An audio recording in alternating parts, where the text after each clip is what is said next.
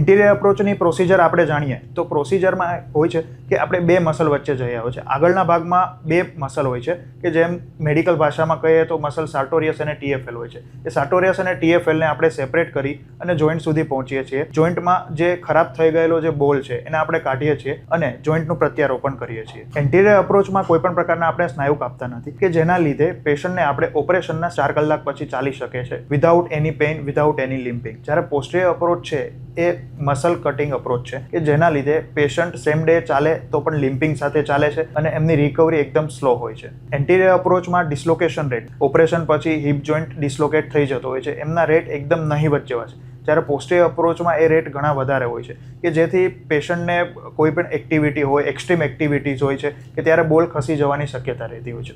બીજો ફાયદો એ છે કે આપણે લિમ્બ લેન્થ એક્ઝેક્ટ મેચ કરી શકીએ છીએ કેમ કે આપણે સુપાઇન પોઝિશનમાં સર્જરી કરી રહ્યા છે. ત્રીજો ફાયદો એમનો એ છે કે પેશન્ટની રિકવરી ફાસ્ટર હોય છે. ફાસ્ટર હોવાથી પેશન્ટને કોઈ ક્રચીસ કે વોકર કે એવી કોઈ જરૂર પડતી નથી.